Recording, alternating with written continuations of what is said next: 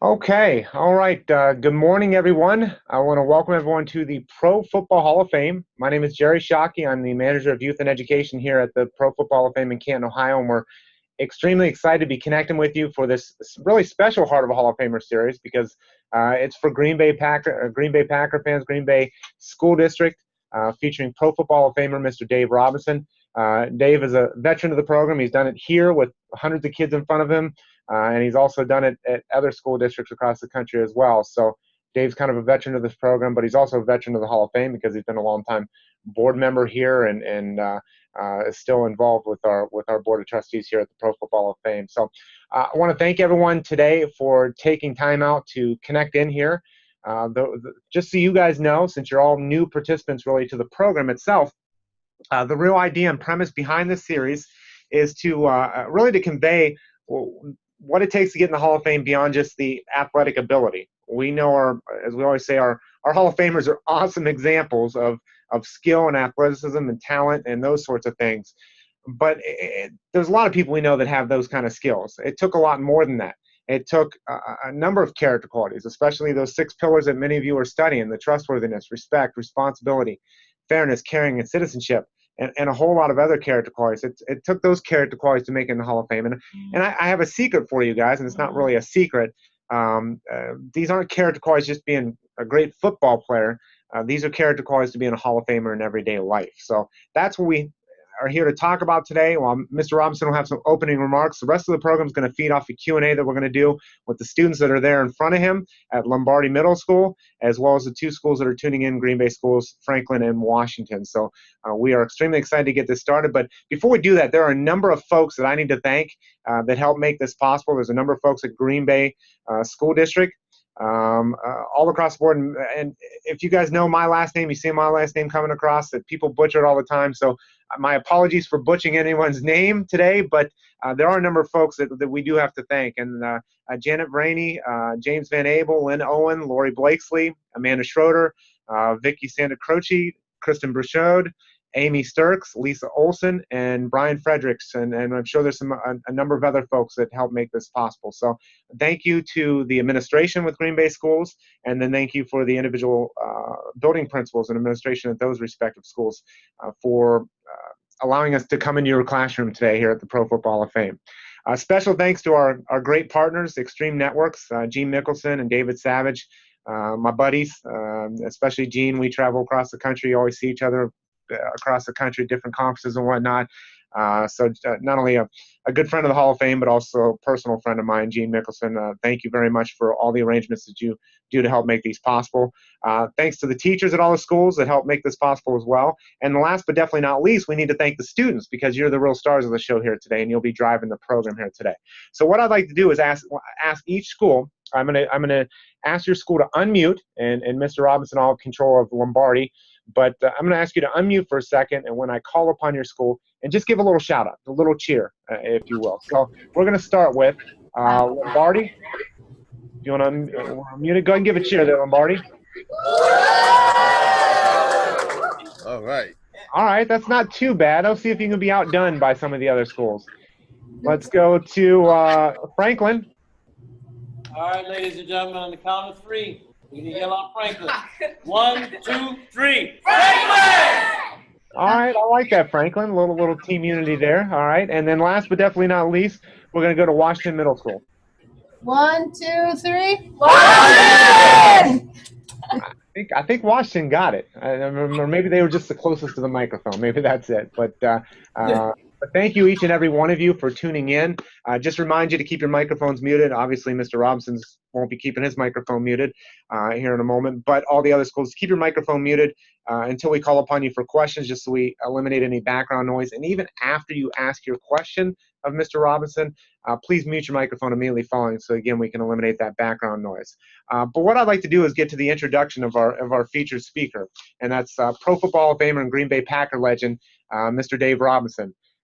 Dave Robinson joined the Green Bay Packers as the team's first-round pick.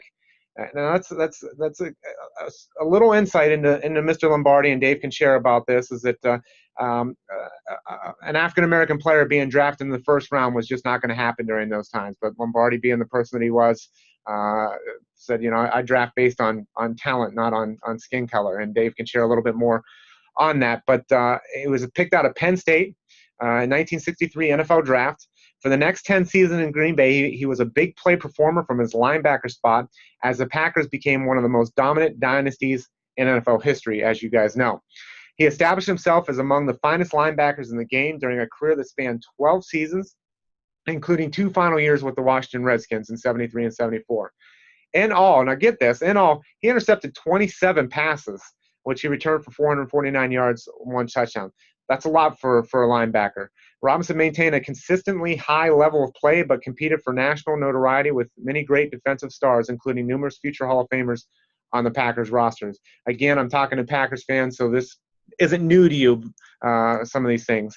He was named All-NFL 3 straight years from 1967 to 1969 and voted to 3 Pro Bowls as the Green Bay dominated the league. In addition, he was named second team All-Pro in 1968 and 1969 and was voted All-Western Conference 3 times from 66 through 68.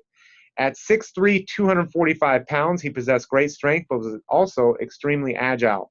He started left outside linebacker in 3 NFL championship victories and 2 Super Bowl wins. He contributed 3 tackles in the Green Bay's 35-10 win over the Kansas City Chiefs in Super Bowl I, and then had 2 tackles, 5 assisted tackles, 1 fumble recovery, and a pass defended in Super Bowl II as the Packers downed the Oakland Raiders 33-14. Mr. Robinson suffered a severe Achilles tendon injury in 1970 that limited him to just 4 games. He rebounded the following season and didn't miss a game for the Packers in 71 and 72 before he eventually headed to Washington. He recorded 4 interceptions during his first season with Washington. His lone interception return for a touchdown during his career came against the New York Giants on October 14th, 1973, when he picked off Norm Snead pass and ran it back for 28 yards for a score in the 4th quarter to seal a Redskins victory. Robinson played in a total of 155 regular games during his career and was voted to the NFL's all-decade team of the 1960s. And obviously, as we know, Dave went on to be enshrined in the Pro Football Hall of Fame, the highest honor that any individual player can achieve is being enshrined in the Pro Football Hall of Fame. And something as Hall of Fame staff members, even though we have no say in the actual selection, we have a selection committee that Dave is very familiar with and got even more familiar with this year with the senior selection. But we were rooting for him. We've been rooting for him for years to get into the Hall of Fame. Mr. Robinson, who was born in Mount Holly, New Jersey, became a football star and earned a civil engineering degree at Penn State. So he's not only a brilliant football player, obviously he's an engineering degree as well. So he's brilliant off the field as well. In the midst of his NFL career, you heard that, not after, not before, in the midst of his NFL career, he got a job with Milwaukee-based Joseph Schlitz Brewing Company. His playing days ended after a 2-year stint with the Washington Redskins, and his work in Schlitz marketing department led to him moving to West Akron in the late 1970s. In 1990, Robinson became the 2nd former NFL player to join the Hall of Fame Board of Trustees, where he held the position of secretary. Robinson retired as a vice president of Superior Beverage of Akron, the Mars division, in 2001. He served as a consultant for the company until 2006 and has also co-authored 3 books about his former legendary coach, the legendary Vince Lombardi. So before I ask Mr. Robinson to share his opening remarks, what I would like to do is I'm going to share the screen here again, and we're going to go to a video, a quick video of his highlights. Dave Robinson was drafted by Green Bay in 1963 and quickly became an impact performer from his linebacker spot.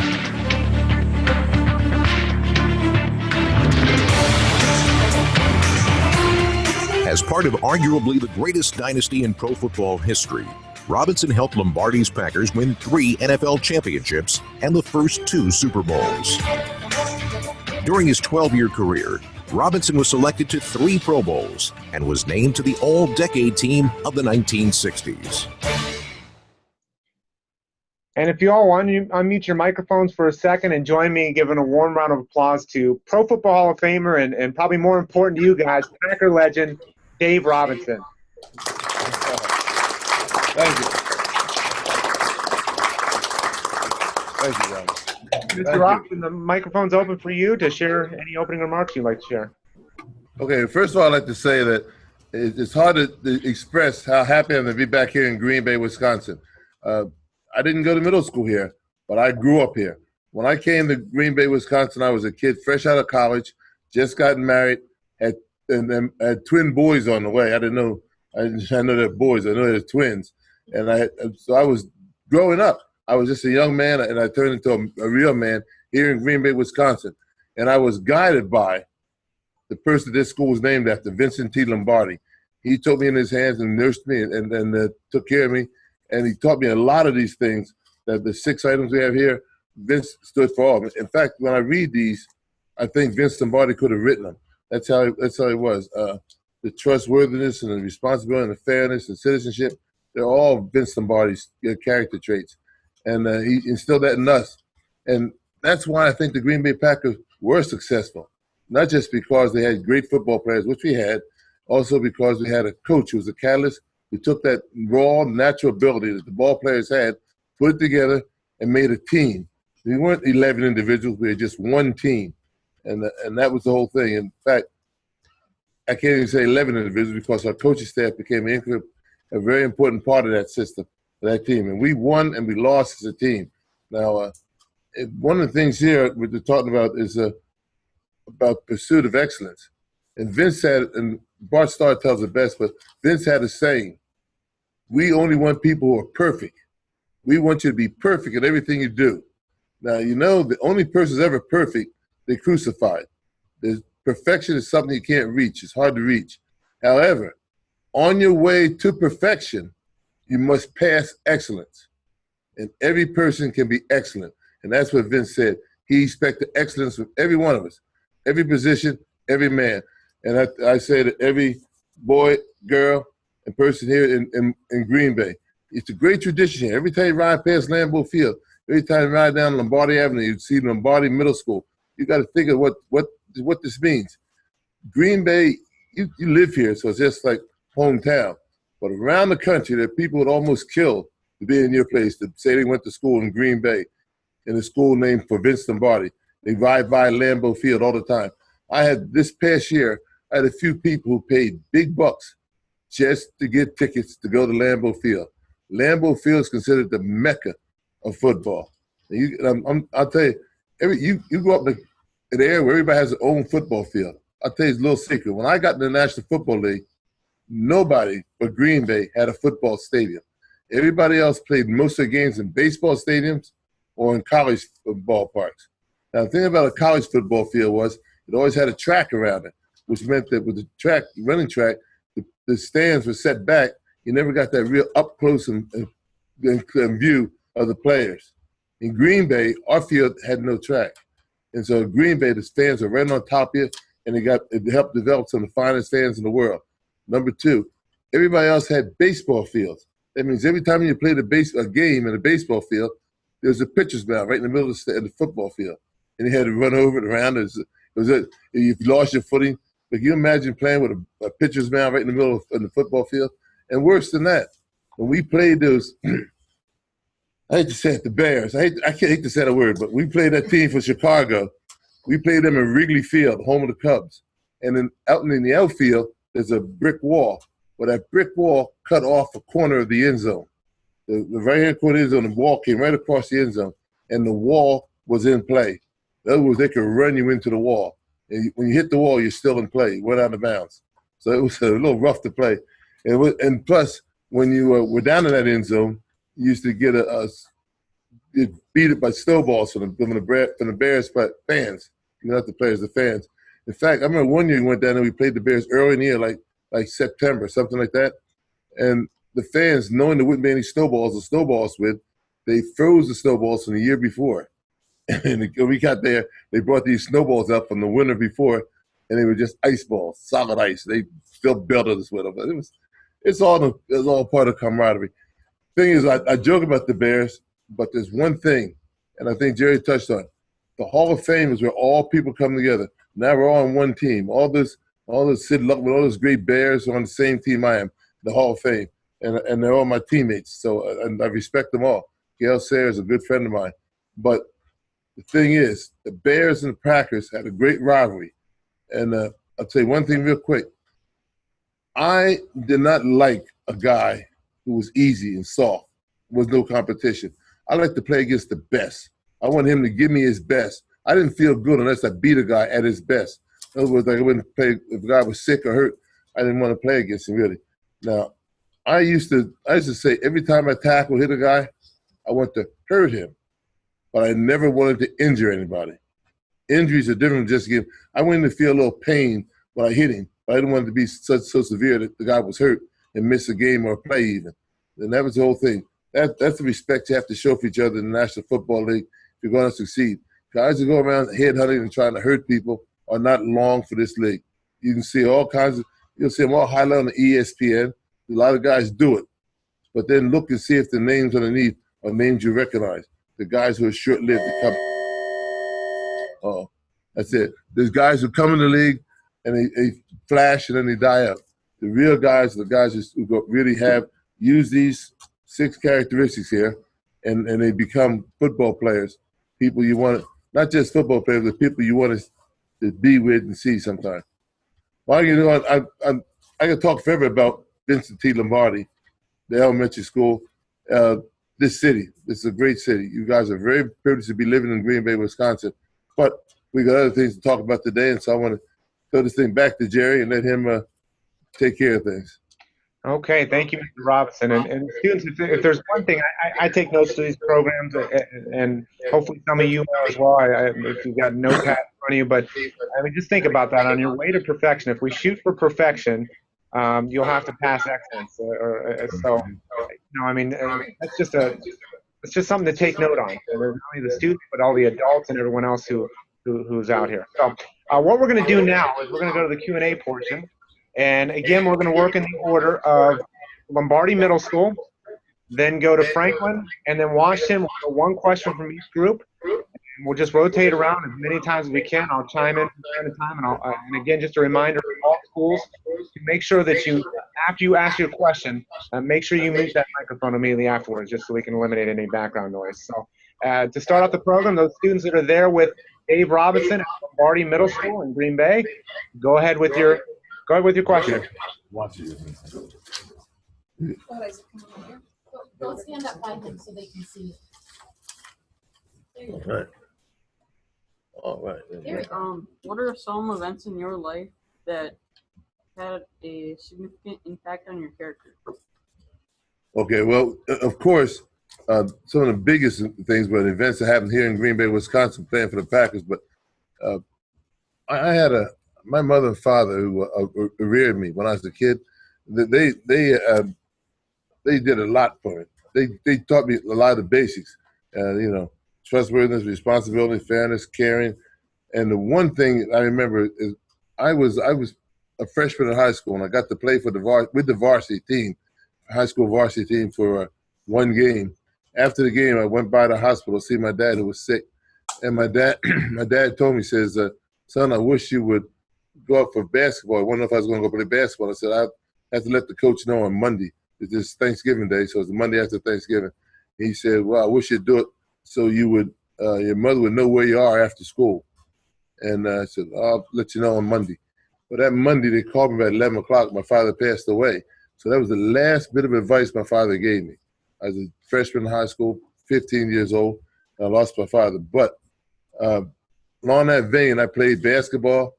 And then when football season ended at Thanksgiving time in our school, and basketball season started in October, so we overlapped. So when I left right from football practice, started practicing basketball. Basketball, we were undefeated for 2 years, state champions, everything else, and so that went into March. But baseball started in February. So when I got away from basketball, I started right into my baseball season, and then I did a little track. I did some shot puts, discus, and high jump. So I ended up getting 4 letters a year for 3 years, 12 letters in high school, varsity letters. But the big thing was, in the whole 4 years or 3 years anyway, I was playing the 4 sports.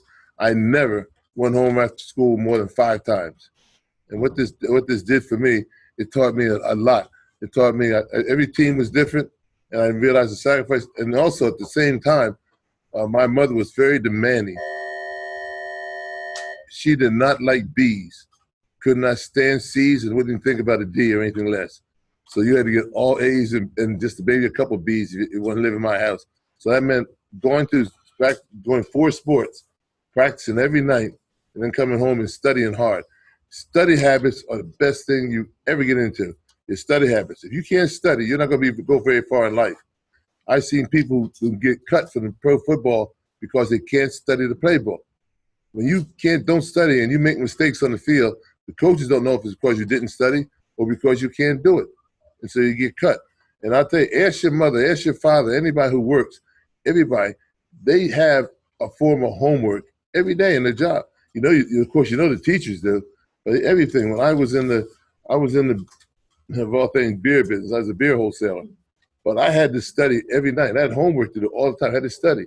I had to study market trends. I had to study why people drink beer. I had to study whether or not light beer is going to take over from regular beers. Ice beer is coming on. All that stuff I had to study. Is continually studying. You have to learn how to study. No matter what your profession is in life, if you can't study and you don't get those skills right here in middle school, you're going to be a failure. I've been a little windy, but next question.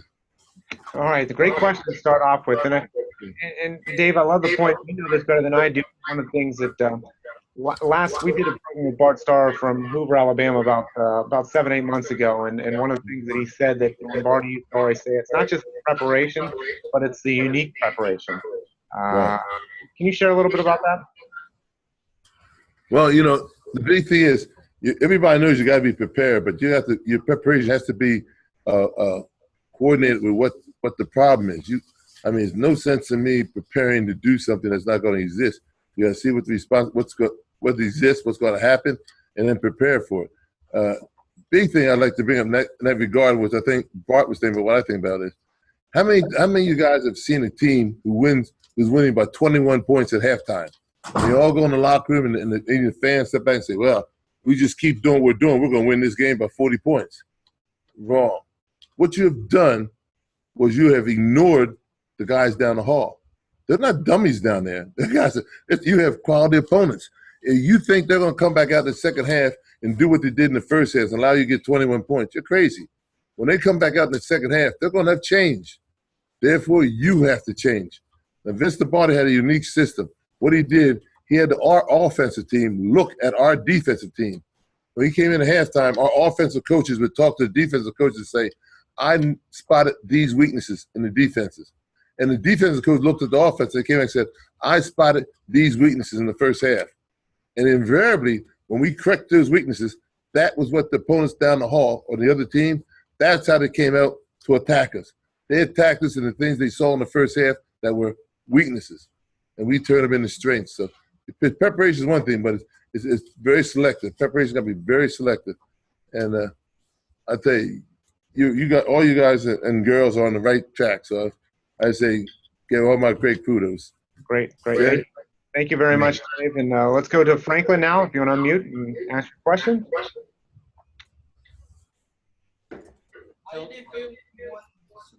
Tell them your name.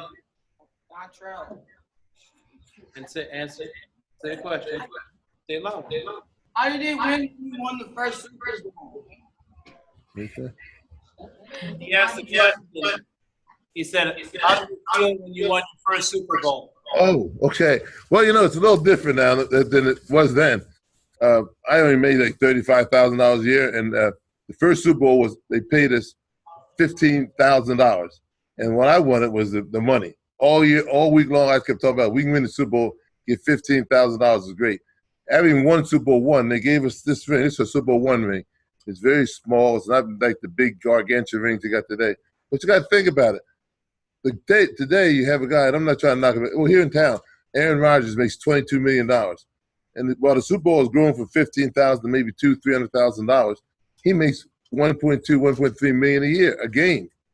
When Aaron Rodgers plays the Super Bowl, he takes $1 million cut in salary to play that game. So it's got to be something different. So they have built up this big thing now to win in these big rings.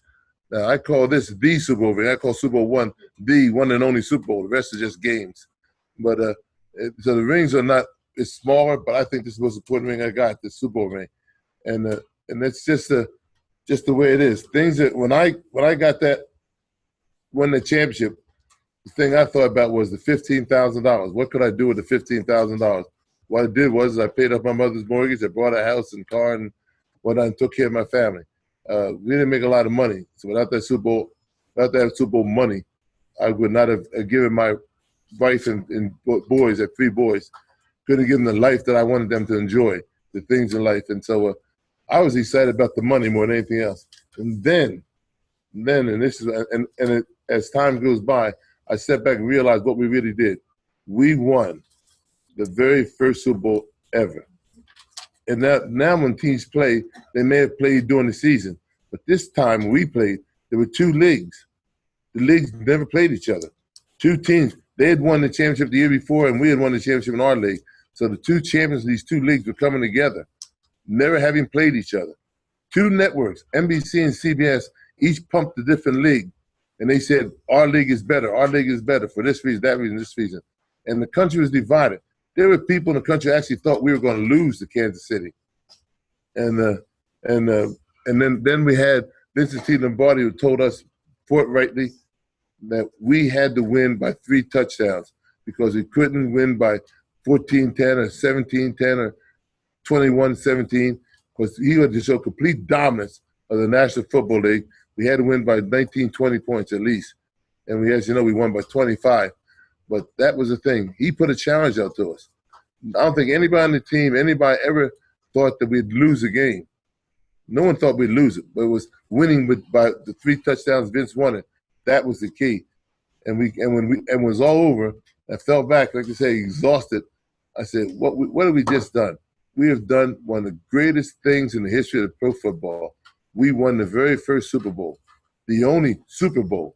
The rest are just championship games.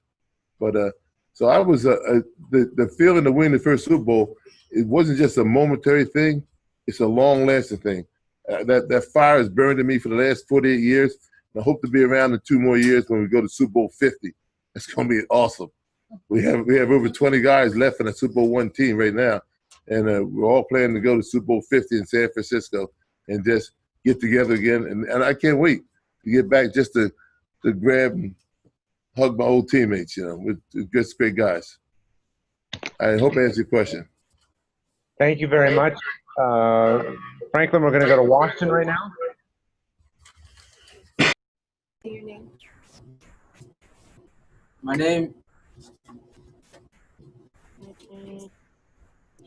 My name is Jason, and what is some good advice for someone who wants to be a pro football player? Okay, good advice. Number 1, as I said before, you got to learn how to study. You got to study. You got to be dedicated. Someone was talking about the other day, said, my son wants to play football, but he's small. And I told him, the size of a person dictates where you're going to play. The size of the person, but the size of your heart does if you're going to be a player or not. If you got the heart for it, then you want to make dedication, make the sacrifices, then you're going to play.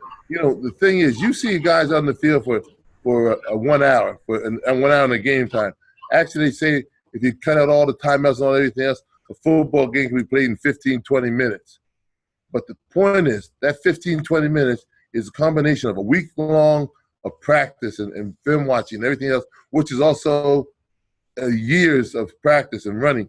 I mean, everybody talk about you're lucky to play pro football, but they weren't with me in the summertime when it was 90 degrees outside and I was running up and down the street all by myself trying to get in shape to go back to camp. They weren't with me when I was up there doing one-on-ones and push-ups and everything else, getting ready for camp. It's a lot of work. And if you don't have the heart for it, you're going to break down. That's why you say it's too much. It's a lot of work to get to the pros. It's a lot of work just to be a high school football player. When you start pumping iron every day and everything else. But it takes it's hard to say what it takes to become a football player, but you got to start with a real desire to want to do it. And the other thing is you never, like I said, never try to hurt anybody. That's not football. Football is not meant to be a job where you see if I can injure you or injure. The object of the game is to get more points. And that's all. You just try to play football and and it's a game. It's got to be fun. The big thing is if you the 6 things listed here, if you go follow them, then it's going to help you be a football player. all these can be related right back to football as well as life.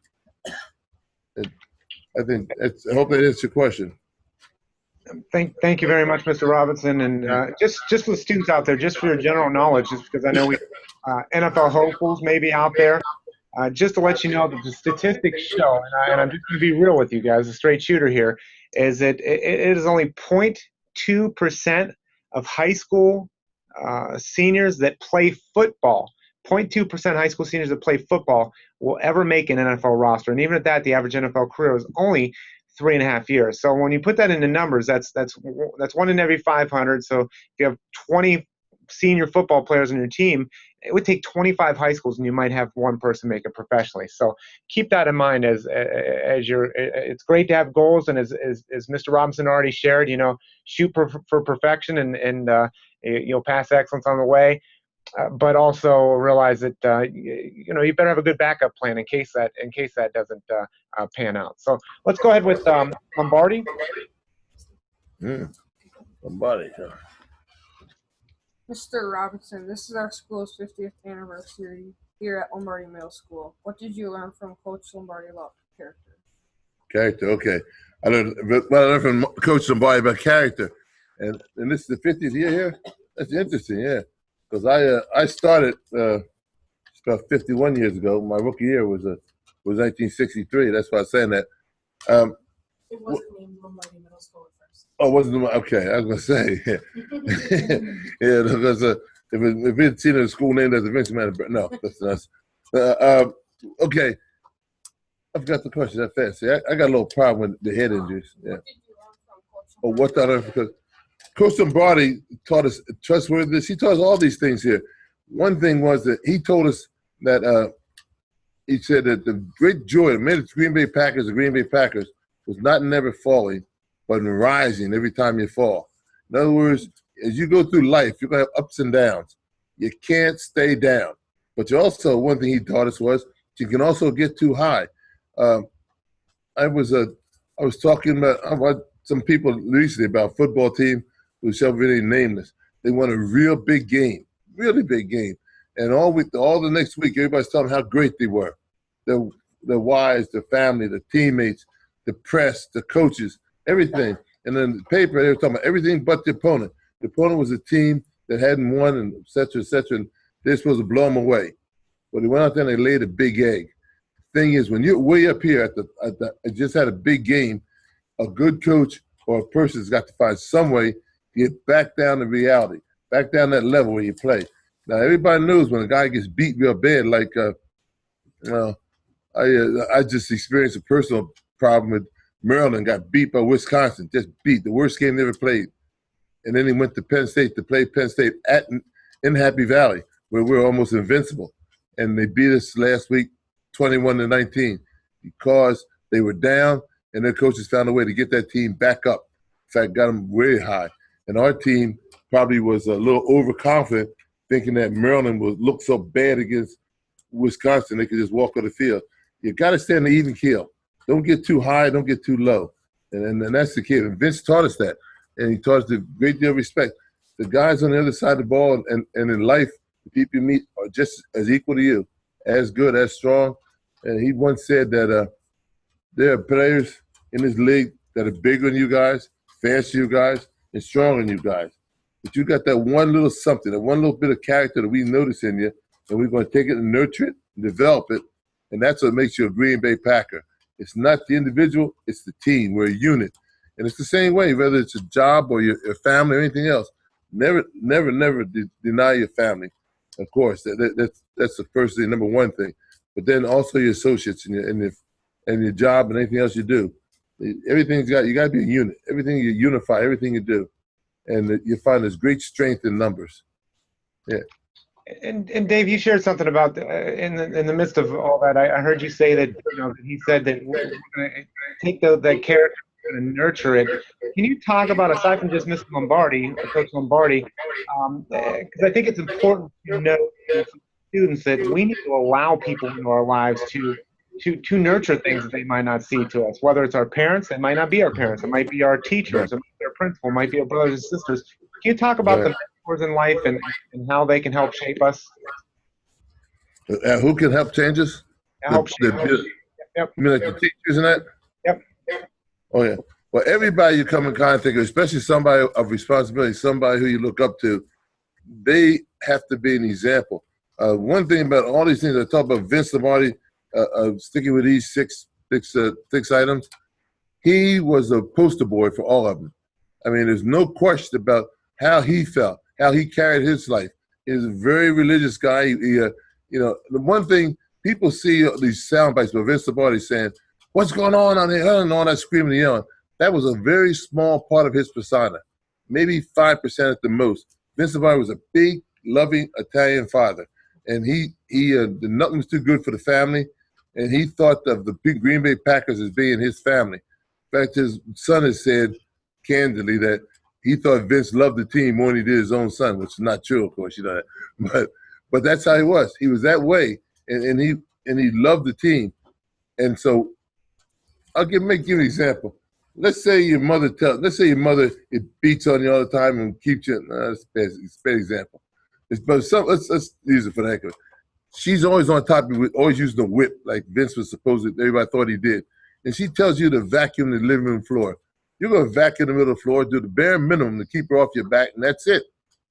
But what Vince did, he knew that if you really love and respect your mother, you want to please her, you want to do what's right in life, you will sweep the middle of the floor, then you move the chairs and sweep behind the chairs and the tables, under the tables. You'll give him that extra 10 or 20%. And that's what Vince Lombardi did. With his character, the way he projected himself to us, the way he took care of us, the way he brought us into the fold, the way he made us all family. He being the head, he made us love him and want him, and we wanted to please him.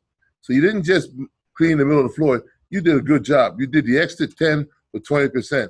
People say Vince Lombardi got the extra 10 or 20% out of his ball players. How did he do it? Through love and respect. That's how he did it, really. He's the first man I can really think of hearing talk about how we love each other. That's a four-letter word that men didn't use back in the 60s. But Vince used it. And I know what he's talking about because there's a love, a brotherly love. And right now, when I meet one of my teammates from the 60s, it's like me and my brother. I still have the same love of brothership, like a brother's love and whatnot. We meet. And it's really something to behold when you get around the Packer players. It's like we never left. I don't know if I answered your question, Jerry, but no, that's perfect. That's perfect. Thank you, Mr. Robinson. Let's go to Franklin. Tell them your name. Speak up nice and loud. My name is Maria, and what qualities does a football player need to have? And can girls play college football? Do you hear that, sir? Can you repeat that? Want me to say first part, Maria. The question that she asked is what kind of qualities does a individual need to have to play college football, and would the opportunity ever arise for a girl to ever play college football?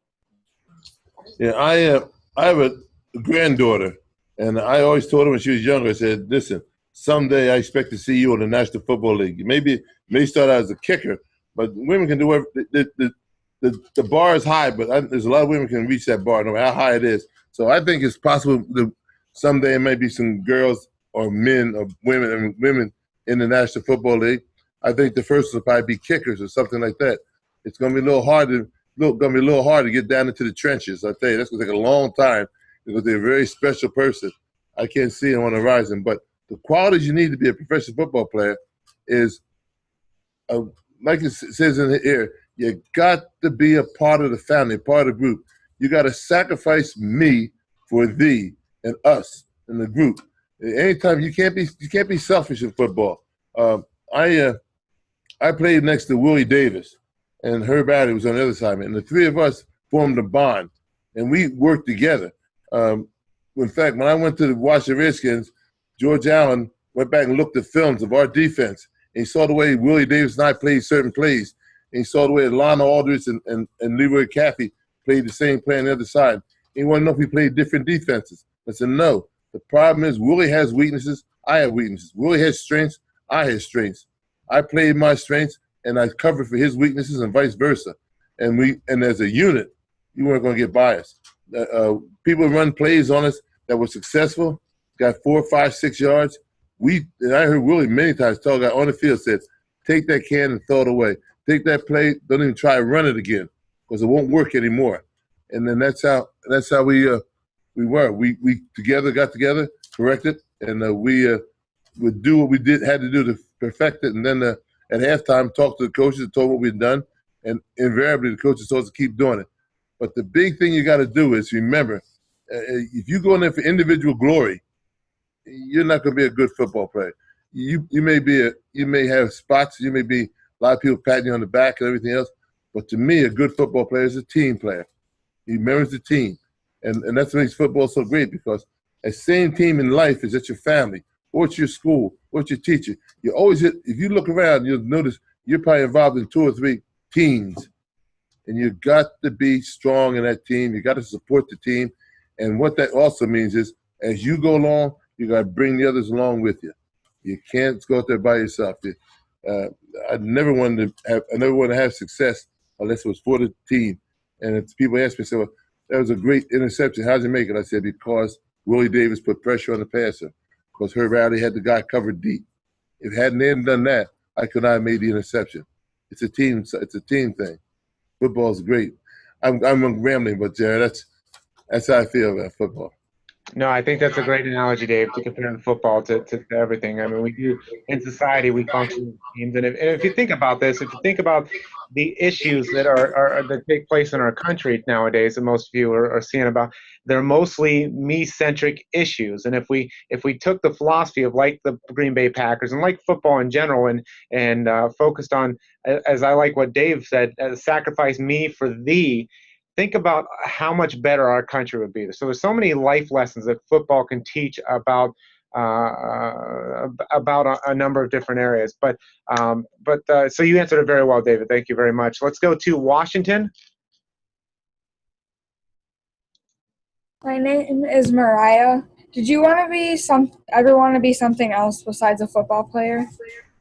Oh, you better believe I did. First of all, I'm gonna tell you something. When I was in high school, I never thought about playing pro football. Like somebody asked me, when did I think about getting in the Hall of Fame? When I was drafted, the Hall of Fame was just being formed, 1963.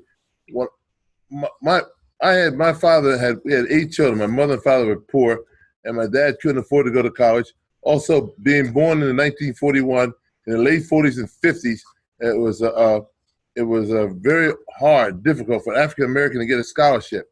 All the southern schools were segregated. You couldn't get in them. Northern schools only carried 3 or 4 African Americans per team, so there weren't that many scholarships out there. Most of the guys who played in those years were people who went to school and walked on the football field. Now, my father couldn't afford to send us to school, but he desperately wanted my brother Irvin and my sister, the 3 of us, the last 3, to get a college education, and the other 2 had gone on, and then my father died, and I said, how am I going to get this? There's no way I can go to school because my mother can't afford to send me. And then it dawned on me, if I played football and studied, I would get a scholarship and I could go. Hence, I concentrated on my football and I concentrated on my studies. I applied at 28 schools and I got 28 scholarships. Most of my scholarships were in the Ivy League. Because the Ivy League I think the minimum is you have to have a 1250 on your college boards, and I had a 1450. And so the Ivy League schools looked at me right away because I had the qualities to get into Ivy League schools, plus I could play ball. And a lot of guys in Ivy League weren't very good football players, but they all had good academic grades. Now I got the scholarships, I decide where I'm going to go for these 20 scholarships. I went to Penn State, not because it was a great football school. I went to Penn State because the Penn State Engineering and Architecture Division was number 3 in the nation, behind MIT, Massachusetts Institute of Technology, and California Polytech. And then Penn State was the 3rd best engineering school in the country. And unfortunately, the other 2 guys didn't have football teams and didn't give me a scholarship. So I went to Penn State because I wanted to get a degree. I didn't want to play football. And then in my sophomore year, I went one-on-one with Mike Dicker, who was a Chicago Bear, and I had a pretty good year, pretty good game. I'm going to say I beat Mike, but I had a good game. I think he remembers it, remembers the contact. The next year, Mike Dick was Rookie of the Year in the NFL. And I said, if that's the rookie, if he's the best they got, I can play with those guys up there. That's the first time I thought about going into pro football. Then my senior year, when the guys, the really got people started talking about pro football, I realized also my wife and I have been dating for 5 years. It was a 6th year. After 6 years, she's ready to get married. And we did, and I wasn't. I didn't have any money. And I said, well, I think I'll play football just long enough to get enough money, get married, start a family, and I won't play more than 3 or 4 years. And in fact, and then I found out the pension, you had to play 5 years getting the pension. So I told her up front. In fact, during the off season, I worked as an engineer with Camel Soup, and I had done before I graduated, I've done working with RCA. Anyway, I said after 5 years we're going to retire. Well, all I will say is this: in the 5th year I was in pro football, we won the Super Bowl, and then that was it. I just kept going on and on and on. But I never sat back and said I'm preparing myself to go in the National Football League. I prepared myself for life. I prepared myself to take care of a wife and family. And the only way I was going to get that degree was play football. I didn't have the money, and I could no other way. And so I played, and it's kind of interesting. I was all state in baseball, all state in basketball, and I was second team in football. But I was too short to take big basketball as a profession, so I played center. Who wants a 6'3" center? And the thing with baseball, I had a couple of tryouts, one with the Milwaukee Braves, but they wanted me to come right down to spring training the next year and forget about school altogether. My mother and father didn't care about baseball, football, basketball. They wanted that sheepskin. They wanted me to get an education. They drove it into me. So baseball was out only because baseball takes you right out of high school and into the minors. And a lot of good baseball players who could have gotten degrees don't even go to college. So I was locked in with just football, and that was it. I really can't say what it takes to prepare for football. You prepare yourself for life. If you're willing to sacrifice, you're willing to be dedicated, you're willing to give it all, anything you're all, then you're preparing yourself no matter what your future is. If you can't dedicate yourself to something, you can't give your all. You can't cooperate and share things with other people. You're not going to be a success no matter what it is, football or selling newspapers on the corner. Okay, Jer, does that answer your question? That sounded perfect, Dave. Let's go back to the Student Center Lombardi. All right. What kind of leader were you, and what kind of character traits could others see in you? Well, I'm not sure what others saw in me, but I tell you, as a leader, my thing was I led by example more than anything else. I talked a lot, and I spoke about what we needed to be, but I wouldn't tell somebody, you do this, you do that, and you do this, and you do that. I say, we are going to do this.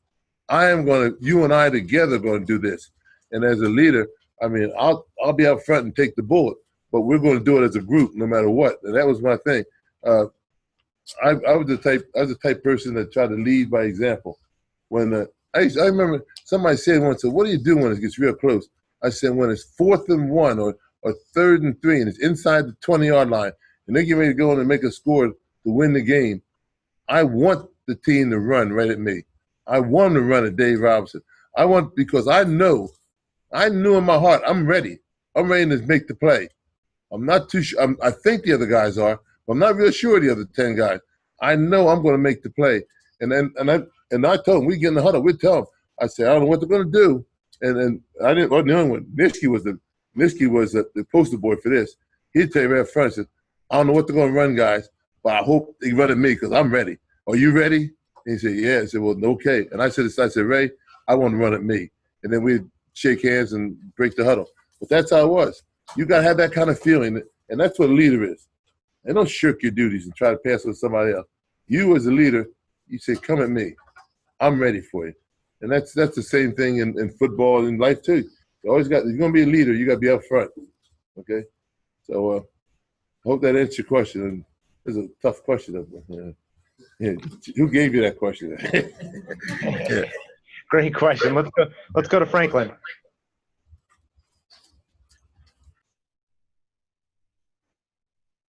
Jason Thomas here, student learning advocate over here at Franklin Middle School.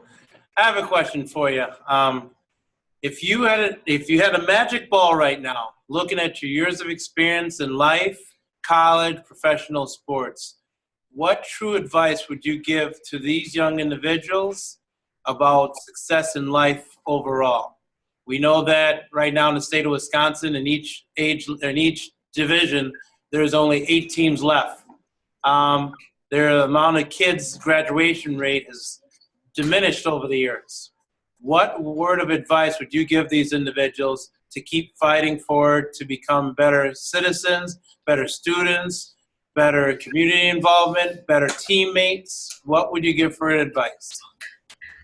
Okay, number one, I think that you got to have a firm foundation, and in our country today, divorce is running rampant, and so it's very difficult. A lot of single parent families, and you have to look beyond that because you got to have somebody.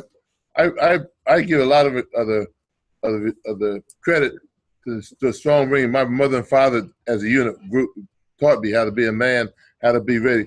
But football or any other sport, I think you should play sports. I may be stepping some toes here.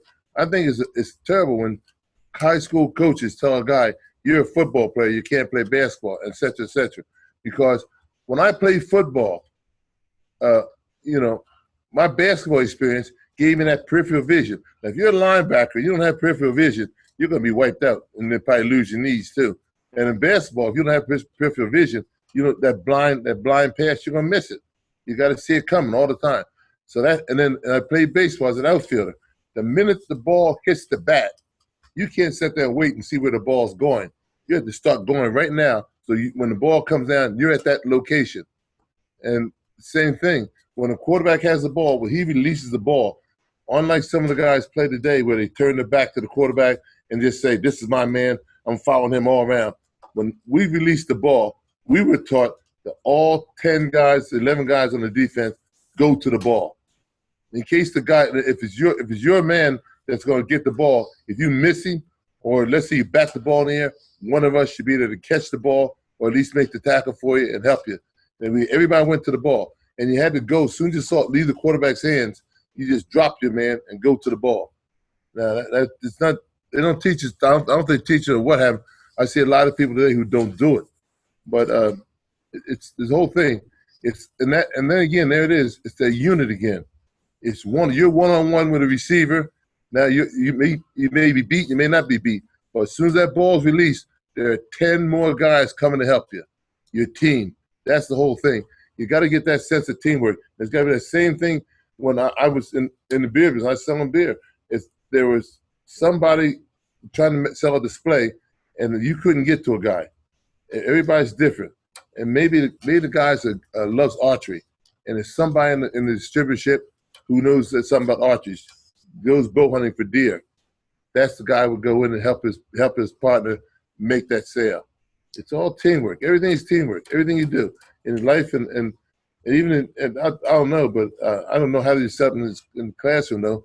But if somebody here is having a problem with math and someone else is having a problem with geometry or English, then you should levitate. The guy who's good in one course should get together with the guy who is having trouble and pull him along. You guys should study together. And I'll show you what to do in math. You show what to do in the geography or whatever. It's teamwork always. School, life, football. Football is a microcosm of life itself. Everything that happens in football, you can relate back to your life and your school experience. I hope, Coach. I hope I got that answered. If it didn't answer you, you're welcome to come back and say what I missed. I think it looks like he's giving a head nod. You're good. So let's go to Washington. All right. Go ahead and unmute there, Washington. You're muted. My name's Rafe, and When people doubted you, how did you move forward?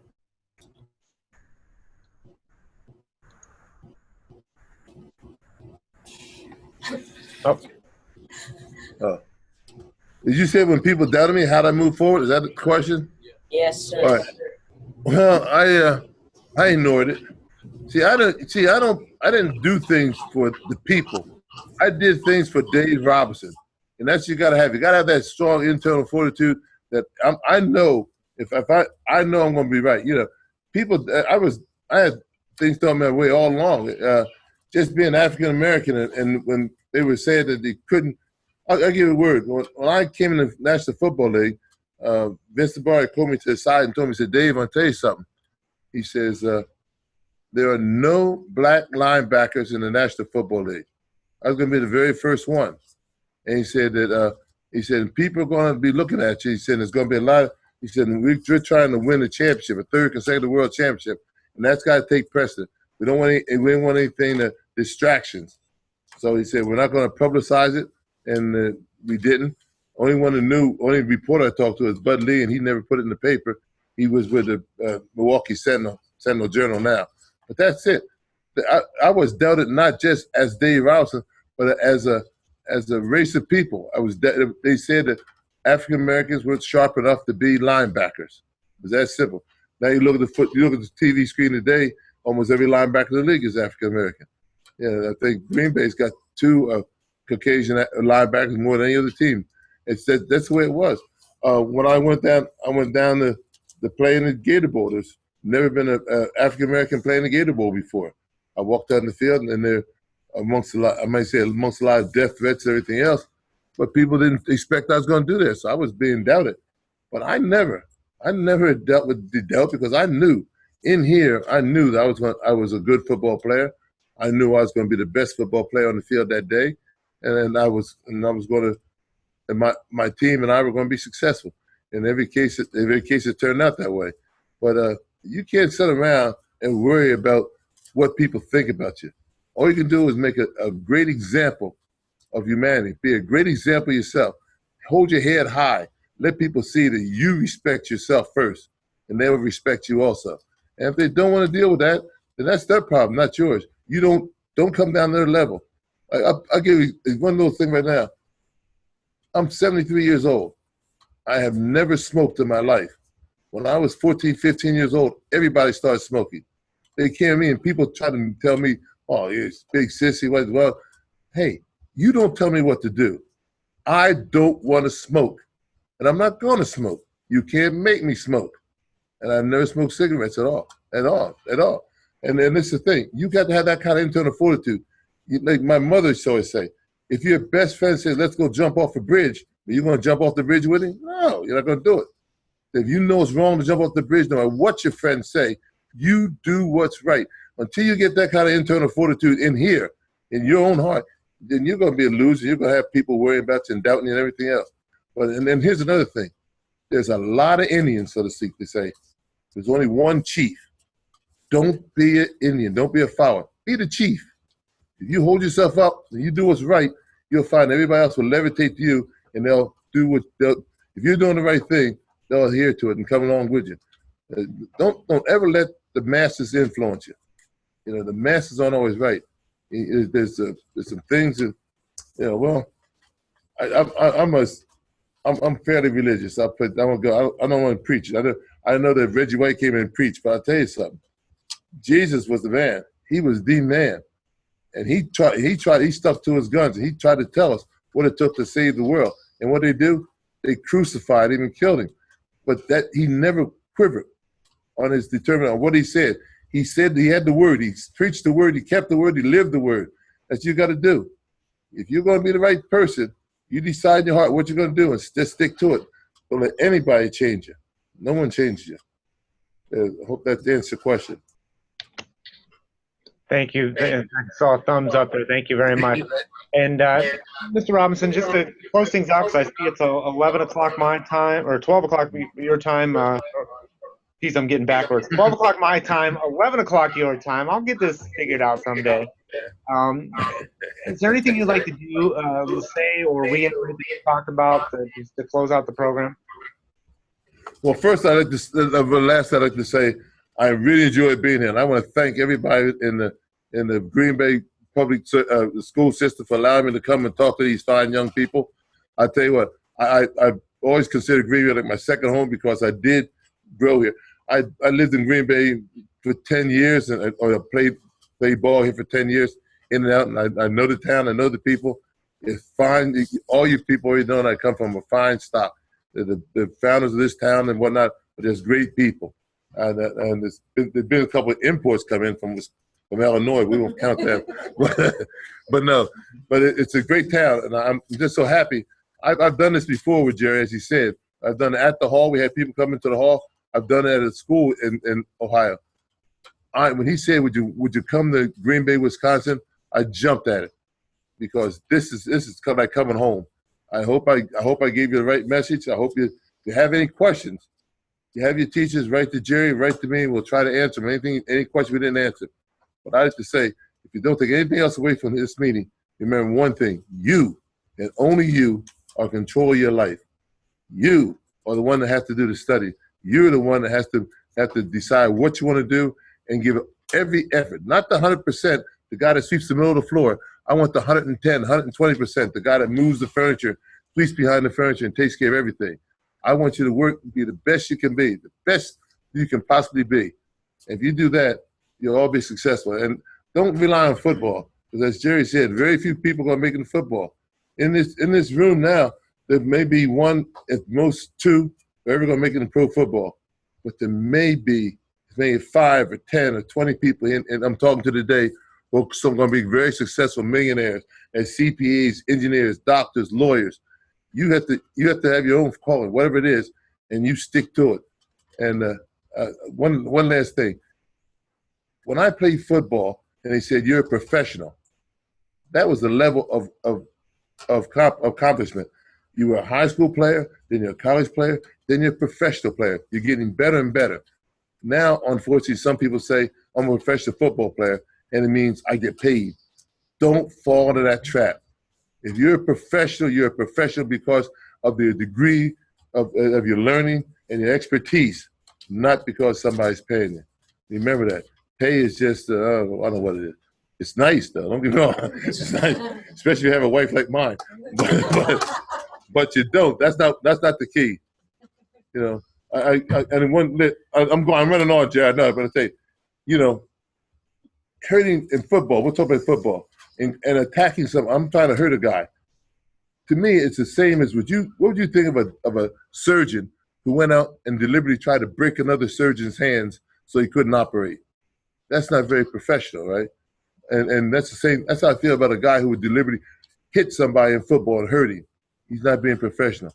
Pay, in my work, when you're a professional, pay has nothing to do with it. It's a necessary evil, if you have my wife. But you only get paid. But to be a real professional, that's a degree of excellence that you have attained in your life too. So you can be a professional husband, professional father, a professional friend, anything you want to be. You can be a professional. Whatever it is, be a professional. That's about it. Well, Mr. Robinson, just on behalf of the Hall of Fame and from Dave Baker to our team here very well, and thank you for taking time out of your day. And students, I can echo exactly what he said. The second I said Green Bay schools, he said, put me there. I'm ready. So he was ready to jump on it immediately. So schools, if you would just join me and unmute your microphones for a second and join me and give a warm round of applause and saying thank you to Pro Football Hall of Famer Dave Robinson. Thank you.